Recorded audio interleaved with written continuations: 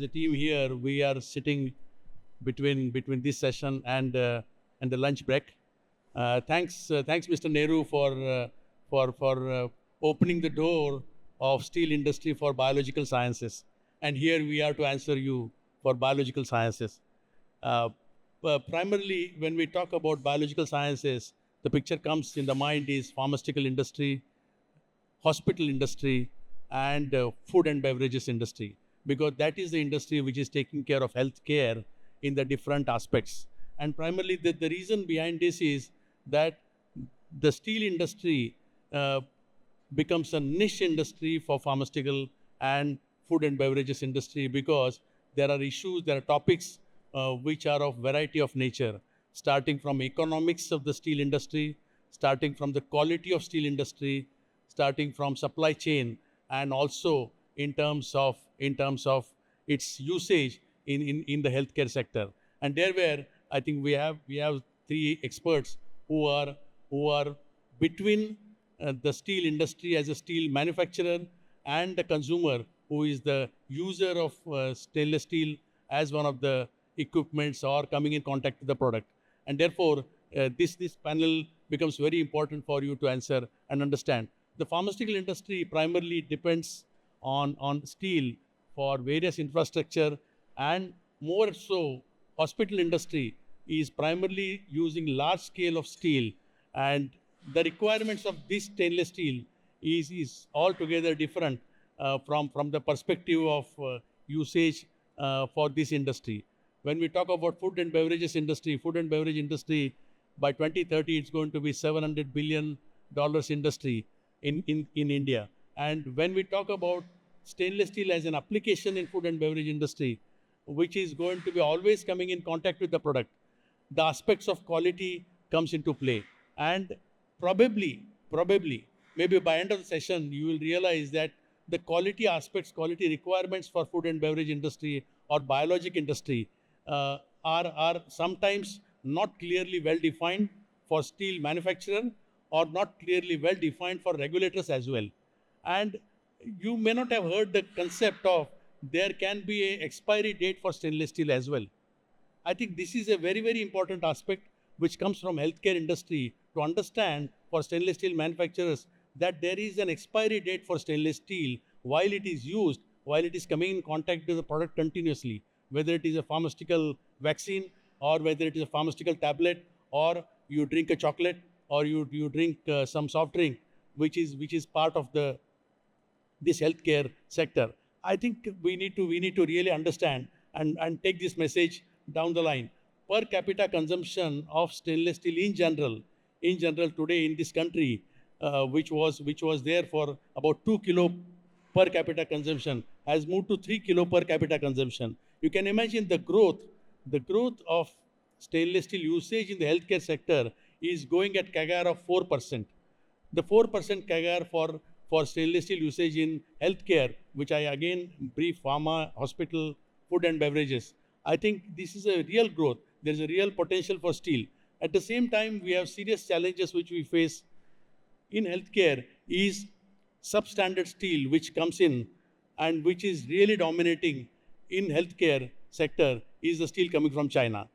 And there is a big debate in the healthcare industry, in pharmaceutical industry, is whether to use a Chinese steel, whether to use an Indian stainless steel, or whether to use an European stainless steel. And you'll be surprised to know at the end of the session that this challenge is really dependent on economics of stainless steel, quality of stainless steel, and how regulators looks at this stainless steel while we as healthcare industry we use the steel into the products. So that's why maybe with this brief introduction, with these numbers and economics and expectations, I would like to take up some questions in next maybe 30-40 minutes, and then we try to open up for this.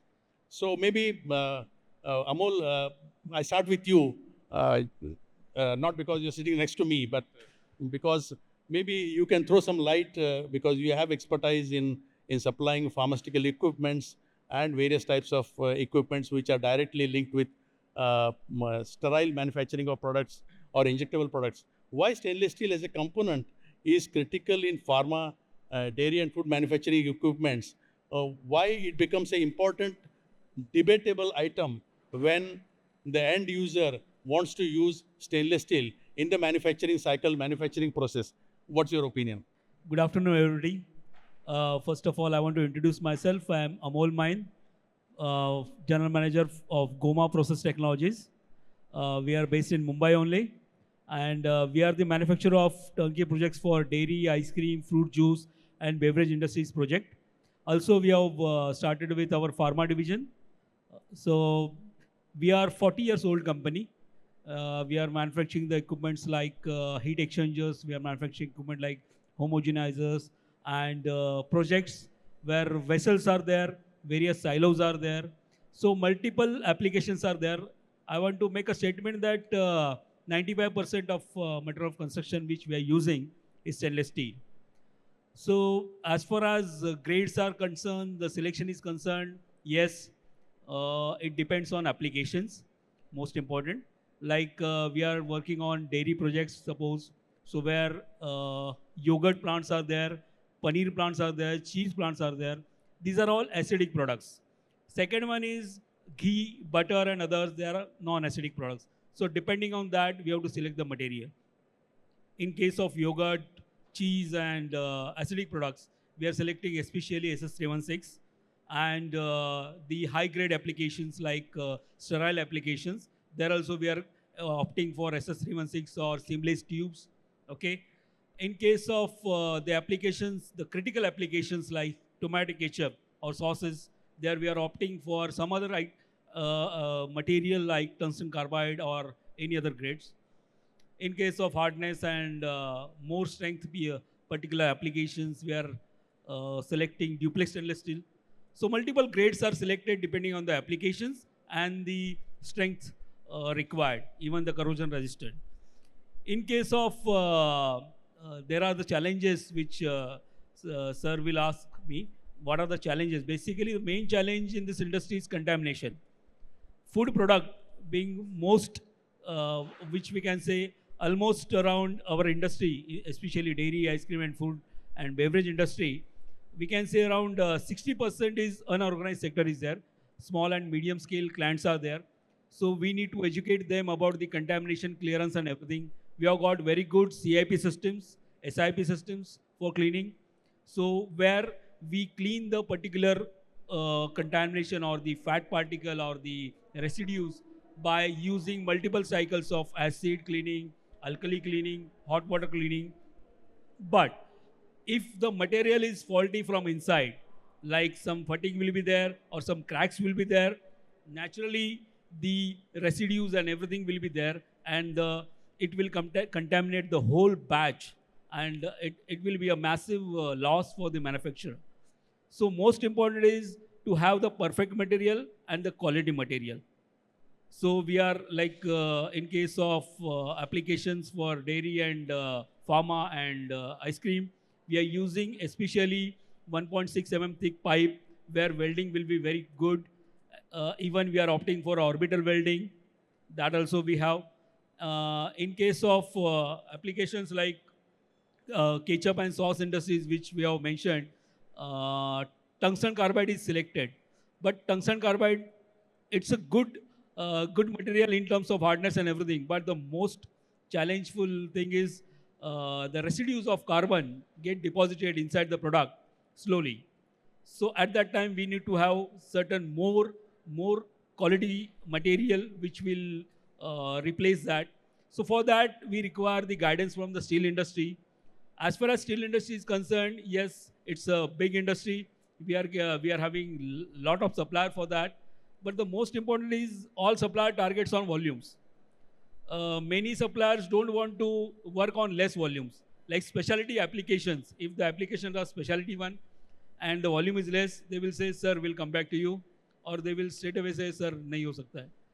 So we expect from steel industry that they should concentrate on specialty material so that the volume will increase. I will say around within 3 to 5 years, yes, the volume will increase much more. So you should have some application-based study in order to have the particular material for such applications. When it comes coming in quality of steel, I would like to give one example because I've spent my time in vaccine industry, in vaccine manufacturing and setting up vaccine plants. Uh, when we talk about stainless steel used for pharma and healthcare, we talk about 304, 314, 316, 316L, and then that's on. And then we are standards, certain standards. But then I've gone through the experience where we had rejected hundreds and hundreds of vaccine batches just because there was some intrinsic quality issue of stainless steel in the reactors, in the fermenters, which were not defined by regulators, which were not defined by stainless steel manufacturers.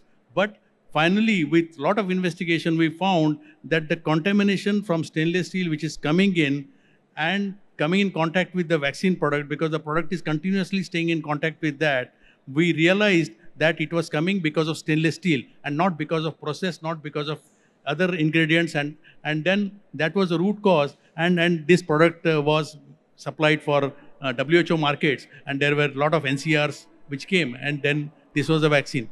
The reason behind this is that the debate opens whether I buy a Chinese substandard quality stainless steel which is being pumped in India, or whether I buy European steel. That is a question to ponder for all of us, or whether we talk about Indian stainless steel which can meet these gaps of quality. So just this is a question to ponder for all of us before we talk of supply of stainless steel to the so-called gold standard industry, because it belongs to an healthcare segment.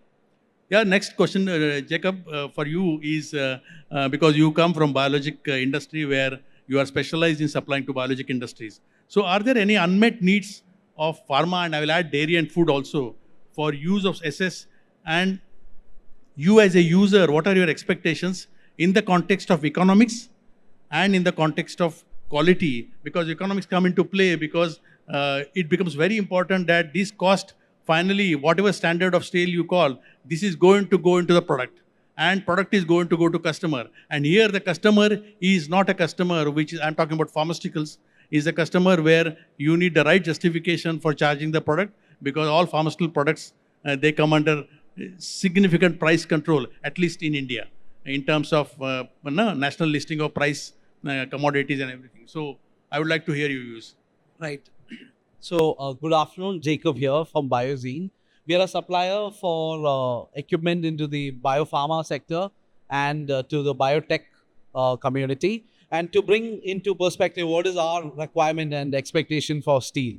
So, what we see is that as much as the quality of the product is important, we did touch upon in the other sections that the workmanship that is involved for the weldings does make a difference. Now, there is a mixing of different types of steels and grades, which has a different effect on their welds and their joints, and then that too creates impurities. So we have seen across the board that workmanship does matter in the leachabilities, and we have also seen that what was explained earlier as a expiry date for steel, there are top-notch companies who are maintaining certain standards or replacement on a 10-year basis, a 7-year basis. And there is a lot more understanding of steel in terms of how many products are being used. So in terms of research, what do we expect? There is a lot more studies in terms of, yes, over-marketing steel as a 100%, 100-year product, a durable product,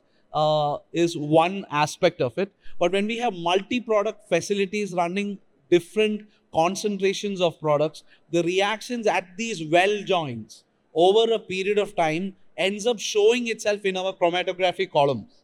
It shows up in our downstream processes, where we start realizing that not only the replacement, but also the study where these joints are involved and the operations are involved, where the impact of it and the leachability of it is not necessarily documented. So there is this requirement of a data-based approach, where a lot more steel and its annealing properties, temperature properties, and reaction properties have to be also placed on a pedestal, where decision-making in manufacturing can be a lot more wider.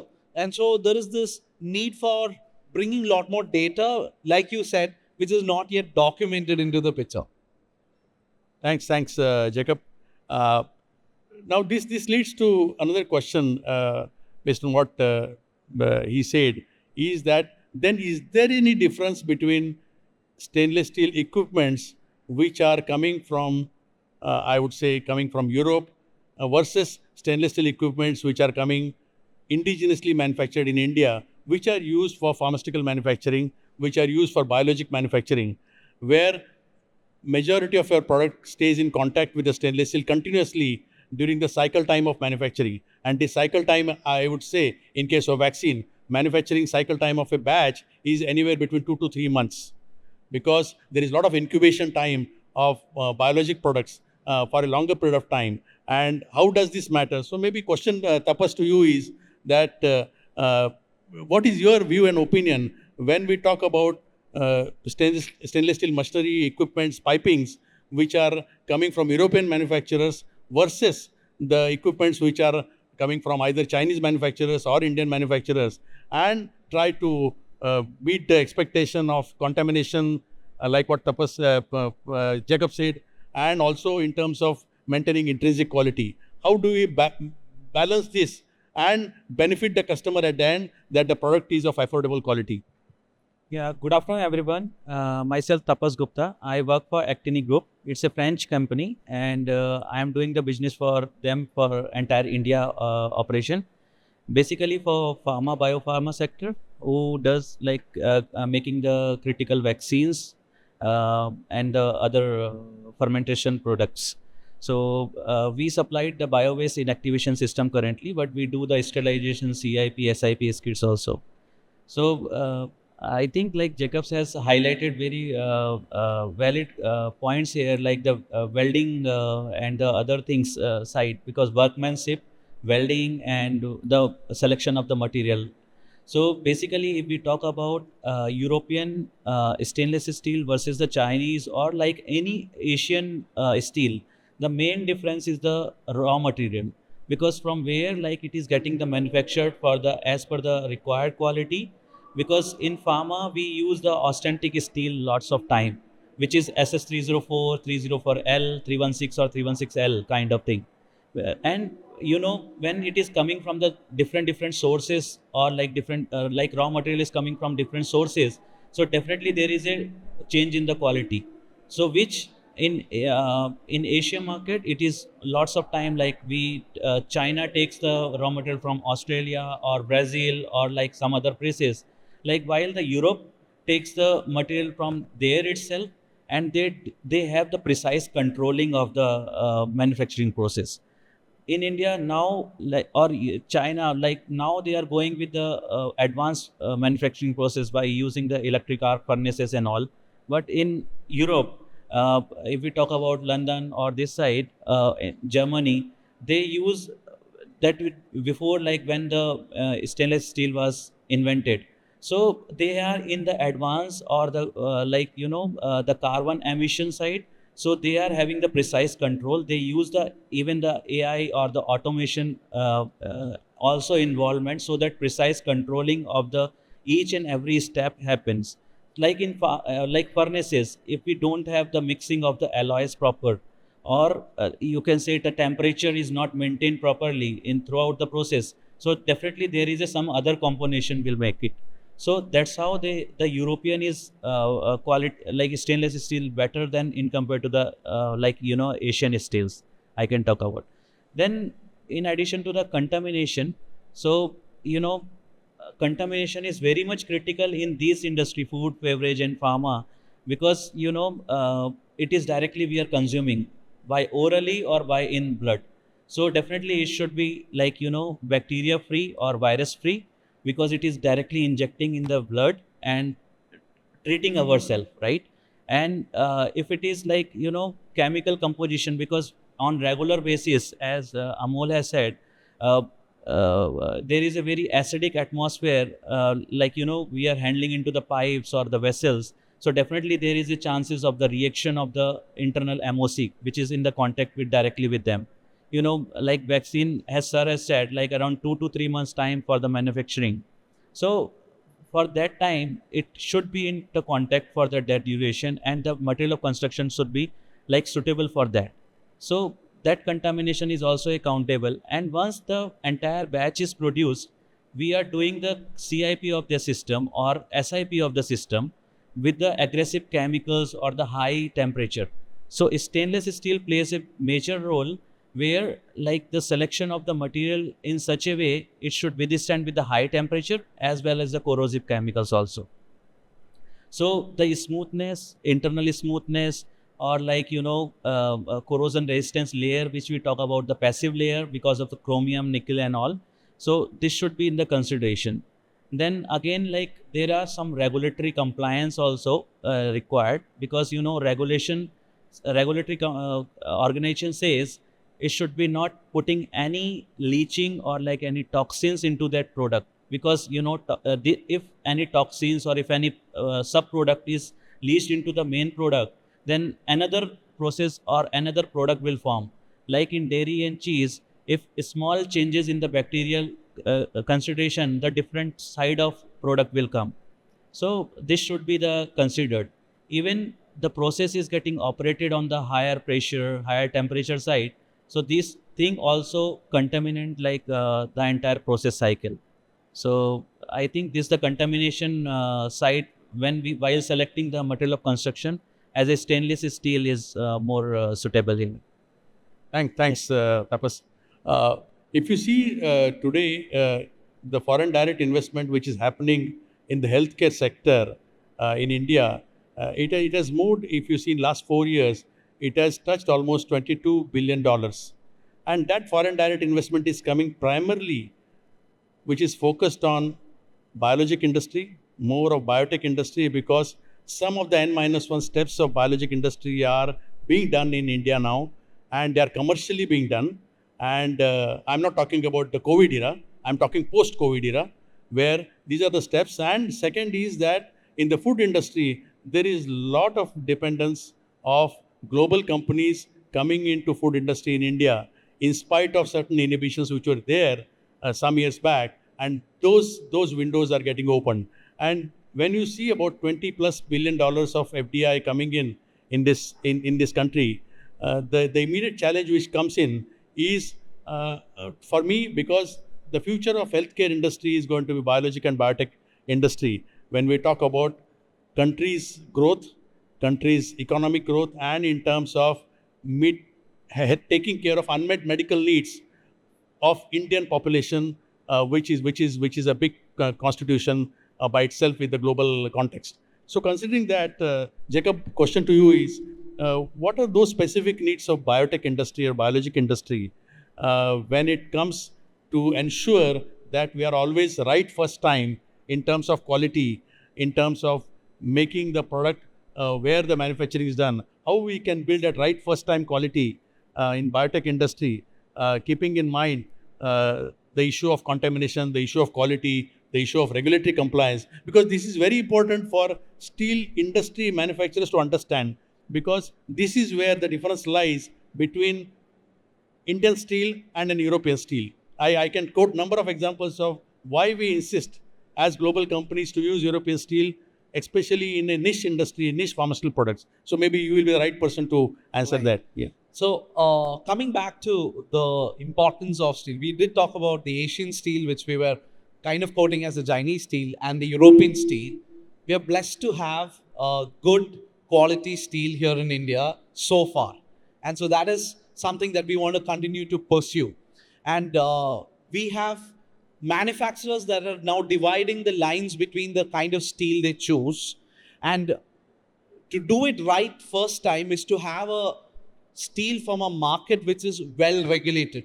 Now what we see is that the market where they see steel as a dumping material, and where they see steel as a product where the inspection and the sampling is for a large quantity, your accuracy of the data becomes very less. Now here in India, what you find is it's maintained with such stringence, and your accuracy of sampling for verification is far higher, and we are continuing to be able to start on the right platform. And this stringency increases when we look at European steel.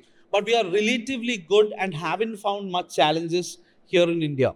Similarly, the other product opportunity is there are times where the thickness of steel is compromised by the manufacturer, where they would take far thinner steel in operation, and where the scope for manufacturing allowances get reduced and the chances of error increase. So it is important to get the source right, the regulatory right, and where the markets are well controlled, and then look at the necessary allowances so that in case there are slight deviations, it works. And fifth, to look at opportunities where mixing of higher, lower, and lower grades are not really allowed, where homogeneity is maintained throughout a certain system if it is actually done. So all these aspects relatively look at having a standard and also look at making sure that the first time approach works.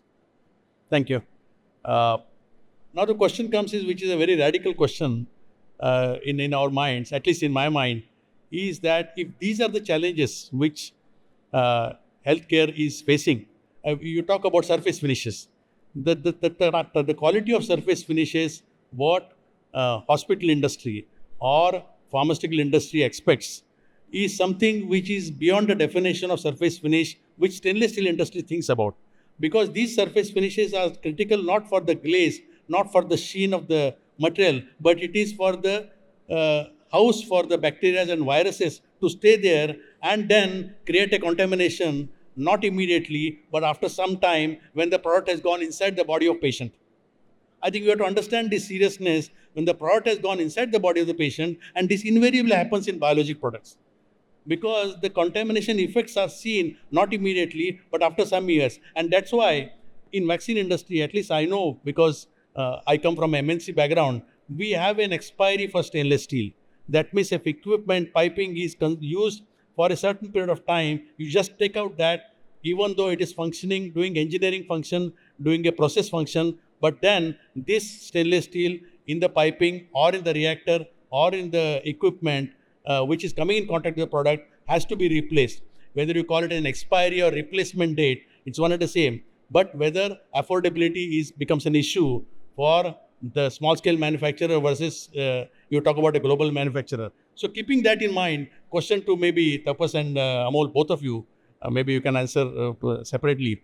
Do you think any substitute for SS, which is not a good question to ask in the stainless steel summit, but this is a challenge for stainless steel summit. Do you think any substitute for stainless steel, which healthcare industry is looking forward? Because I know we are talking about stainless steel coated with Hastoloi.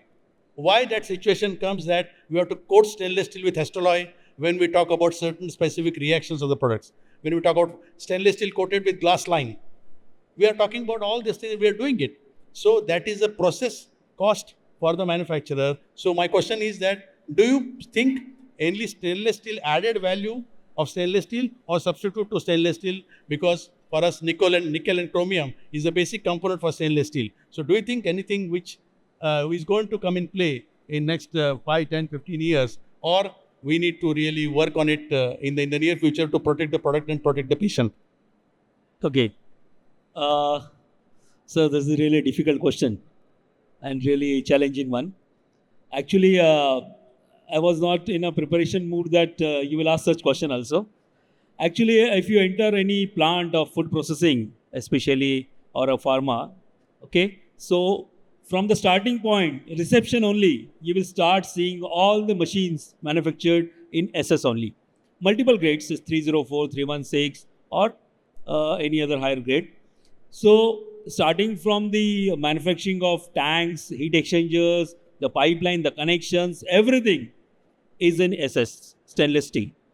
The utility part, like hot water supply or chilled water or something, that might be in MS or GI. That is also, of course, steel. But in food sector or in pharma sector, according to us, okay, stainless steel is the most hygienic one, okay, and most reliable one solution which is there, irrespective of the grade or something. Okay, it depends on the application. We will select the grade. But at present, SS is the most critical as well as important part, and we cannot think beyond that. Of course, as you have asked the questions, we will ask our design department and our customers also in order to have the preparation for the next feature. Thank you. Yeah, thanks, Amol. Few points you have taken of mine actually.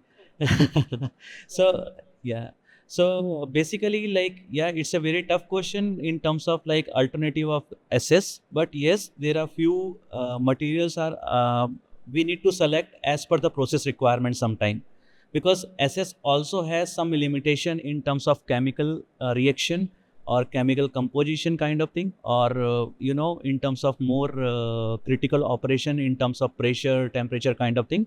So first I would say, like, there is a, like, suppose if it is a chloride content is more in the water, because in fermentation process, after completion of that, we do the cleaning of this with the corrosive chemicals, and sometimes we use the bleach also, because if it is an animal facility or something, there we use the bleach to clean that fermentation process, and there is a chances of increase of the chloride content in that, and it is a very oxidizing agent also. So for limiting that side, we can use for the Hastelloy, or like super duplex steel, which is the mixture of austenitic and ferrite steel. So that is can be the alternative. Sometime if your chloride content really high, 25 ppm or 30 ppm, because just I will give you one example of one of the project we was doing in Germany. So there, like, the chloride content was around 30 ppm. So it is in the more side, and 30 gram per liter is the volume, and we need to handle this into our heat exchanger, because our process involve the thermal inactivation, because it has the critical biological bacteria and the viruses. So we need to kill them before it is safely discharged to the atmosphere. So what we did, where is the cool part, which is, you can say, storage tank. So we converted it into the plastic tank, which is the PP tank, and where we stored that. We compromise in the terms of, like, sterilization activity of that tank, but we was doing the chemical cleaning of that tank with the corrosive chemicals. And as the plastic is inert, so we can handle the high chloride content on the this side. Even the smaller piping which is connecting with the pump and this side, we gone with the lower MOC and the plastic, and post that we gone with the Hastelloy to optimize the system design costing. So that's how we can optimize the thing. But yes, SS is more preferred why? Because it is main is the cost effective. It is easily available in the market, because for Hastelloy it is the difficult to get it on the regular basis. So always compromising in terms of some maybe the life of the equipment or the piping, we can go with the Hastelloy, but there is a limitation of the costing is the major, because it is around 3 to 4 times of the stainless steel. So always selection of the material of construction is more important. In terms of plastic, there are PVDF and the PTFE is also available. So critical process where the single use facility is there, we use the PVDF piping, or maybe in the semiconductor industry for handling the ultra pure water, because there is a particle count. So as the PVDF doesn't leach any particle, and it is nowadays like few manufacturers are available, so PVDF can be the alternative. But again, the durability and the life of PVDF is not that much high equivalent to the stainless steel. So that is one. And PTFE is can withstand up to high temperature as well, but the handling of the high pressure is the limitation, because it cannot handle the high pressure. So if we are having the process things in line as per the alternative things, we can go with the alternative. Otherwise, stainless steel is the first priority in terms of availability, in terms of quality, or in terms of cost. Even the workmanship is also available in India, who can do the welding as per the regulatory compliance, like as per the ASME BP. So lots of vendors are approved with these guidelines. So, or even the IBR guideline also, they will do it. So manpower we have. So this is my answers. So, in terms of regulatory compliances, which is a subject which normally healthcare industry is always averse about, because the regulatory bodies like various country FDAs, for food industry it is FSSAI, food safety standards, and then there are various special regulatory requirements which really focuses on MOC, material of construction of equipments, more than the raw materials which are used in the product, because raw materials which are used in the product in pharmaceutical and food products are more designed, more specified. But when it comes to regulatory bodies serious questioning, it more comes on the material of construction of equipments. And obviously, as we agree as of today that stainless steel is the first choice for designing the equipments. And how do you see the regulatory bodies looking at stainless steel in terms of specificities to take care of issues of contamination, take care of issues of quality? And probably this is the last question from my side. In terms of regulatory bodies, how do you as a equipment manufacturers, how do you handle anticipated regulatory bodies questions for various equipments which we make for food or pharmaceutical products? Maybe Jacob? Regulatory bodies that are involved are actually having a manufacturing documentation and a welder certificate and a very detailing that actually is followed throughout, with a lot of certificate from the mill and a lot of tracking RFIDs for the components that are in use. And the general criteria which was just mentioned here, ASME BPE, and those stamped vessels which are meeting those compliances, what we see is overall we would see that we are meeting the highest standards and only going for certification when they are required. And the general rule that we are seeing is that the pharmacopoeia has its general definitions which are based in and around on the US FDA, and we have certain regulatories which are lobby based with different continents which are involved, whether it is Europe, whether it is the Japanese, or whether it's the Australian markets. So there is market based regulation on steel where they have some specifications which is invariably meant to have certain properties of steel which is ingrained in their procurement, so that they ensure that their market is benefited. But otherwise, the regulatory in and around works on the same sense. So in principle, what we see is steel has certain inherent properties across the board, across the continents, for cleaning, for responding to sterilization, and certain rules for meeting flow rates, Reynolds number, for ensuring that it's consistent across the board, and that remains same across the regulatories. Then there is some influence just to make sure that trade happens. There is a saying in pharmaceutical industry that in general, in other industry of infrastructure or railways or consumable goods of stainless steel users, is anything which shines is gold standard. But in pharma industry, anything which shines is substandard, because shine is not important, because more you shine, you try to hide the deficiencies of stainless steel. So the first foremost quality is that shine is not at all a critical part of surface of stainless steel. For us, it is critical is to see that we are able to make it health safety for the end user and customer. Thank you. So if there are any questions, we are open to address the questions. Yeah. A question for Sir Dharwadkar, sir. You were mentioning some problem with the stainless steel in manufacturing of vaccine. You found out you had a problem. Is it the problem was to the molecular formulation of the vaccine, or some contamination, or some microbial contamination, or chemical contamination? What sort of a problem you had? Yeah. And what was the solution you came out?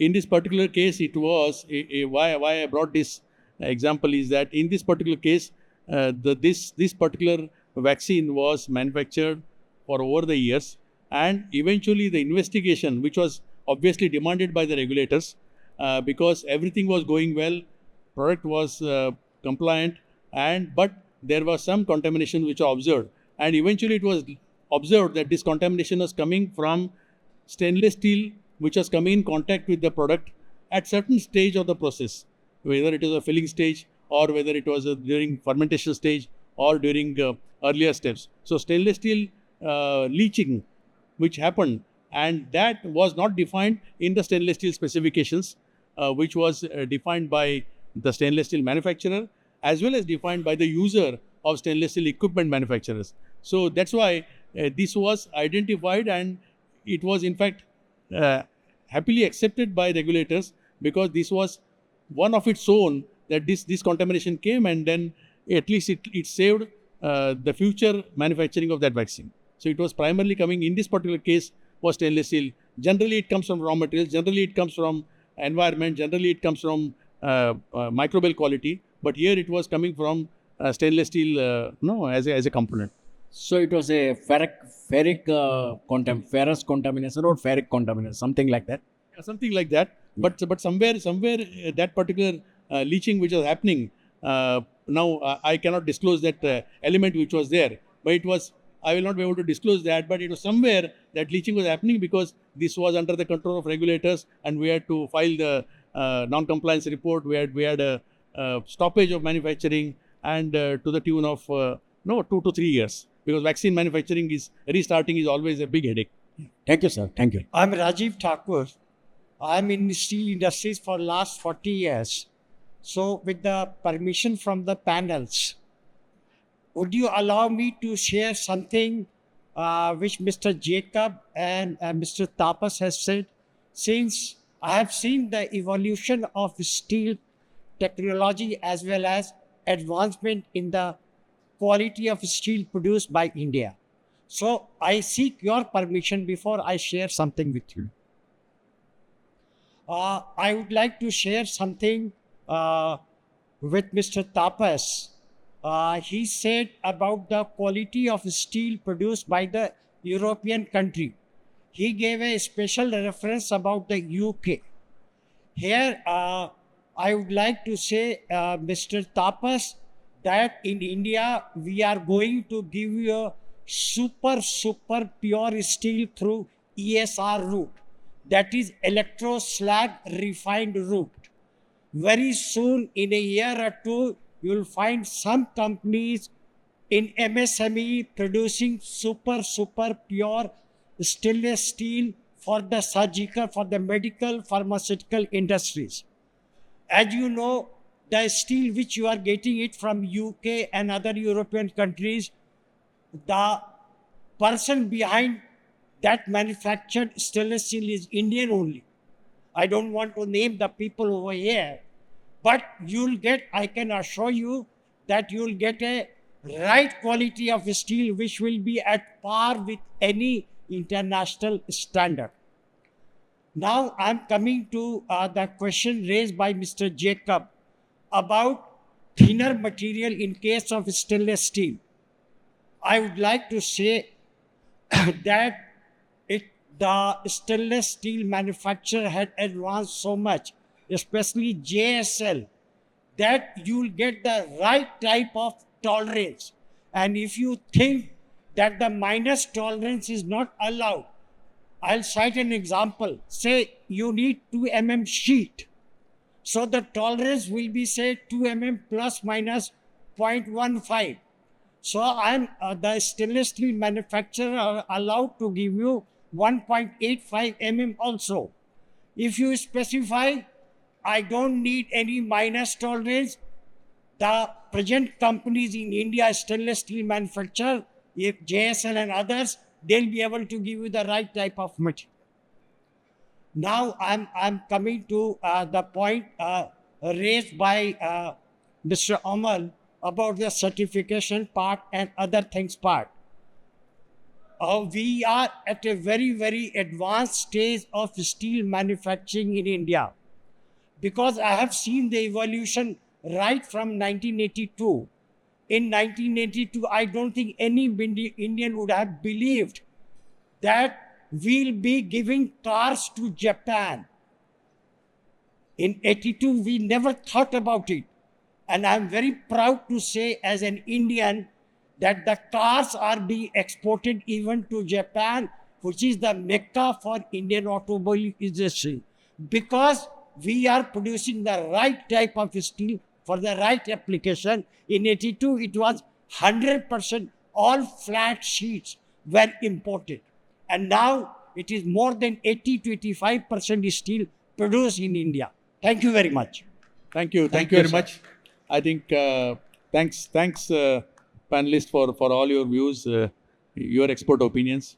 I think let's not be in the way of lunch break. Thank you very much.